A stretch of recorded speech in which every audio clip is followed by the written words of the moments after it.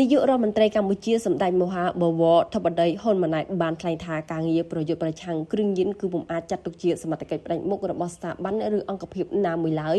ពលគឺជាកាតព្វកិច្ចរួមរបស់ប្រជាពលរដ្ឋកម្ពុជាទាំងអស់គ្នាព្រោះពលរដ្ឋម្នាក់ៗសុទ្ធតែមានភារកិច្ចរៀងៗខ្លួនក្នុងការចូលរួមអប់រំអំពីវិនិស្សកម្មនៃគ្រឿងញៀនតាមរយៈប្រព័ន្ធផ្សព្វផ្សាយជាដើមសម្ដេចធិបតីបានថ្លែងដូចនេះក្នុងឱកាសប្រារព្ធទិវាអន្តរជាតិប្រយុទ្ធប្រឆាំងគ្រឿងញៀនថ្ងៃទី26ខែមិថុនាឆ្នាំ2025ក្នុងសារលិខិតរបស់សម្ដេចមហាបវរធិបតីហ៊ុនម៉ាណែតបានគូបញ្ជាក់ថា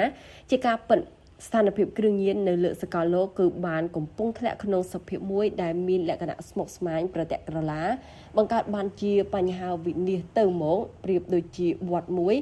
ដែលមិនអាចកាត់ផ្ដាច់បានព្រមទាំងផ្សារភ្ជាប់ទៅនឹងឧក្រិដ្ឋកម្មដែលមានអង្គការចាត់តាំងបង្កជាបទល្មើសច្រើនប្រភេទនិងភាពអសន្តិសុខញោមញីបំផ្លិចបំផ្លាញសុខុមាលភាពរបស់សង្គមជាតិដែលជាឧបសគ្គរារាំងដល់ការអភិវឌ្ឍសង្គមនិងសេដ្ឋកិច្ចជាតិក្នុងសារលិខិតនោះបានរំលេចទៀតថាមហន្តរាយដែលបណ្ដាលមកពីឧក្រិដ្ឋកម្មគ្រឿងញៀននេះការិយាល័យអង្គការសហប្រជាជាតិរួមទាំងប្រទេសកម្ពុជាដែលជាសមាជិកនៃអនុសញ្ញានិងពិធីសារស្តីពីគ្រឿងញៀនរបស់អង្គការសហប្រជាជាតិបាន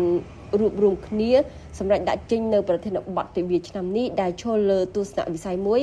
គឺការចាត់ទុកបញ្ហាគ្រឿងញៀនគឺជាបញ្ហារួមដែលផ្ដើមចេញពីសមាជិកគ្រួសារមួយរហូតដល់សង្គមទាំងមូលត្រូវមានភារកិច្ចចូលរួមបង្ការទប់ស្កាត់ដើម្បីកាត់ផ្តាច់បញ្ហាដ៏រ៉ាំរ៉ៃមួយនេះចេញពីសង្គមកម្ពុជា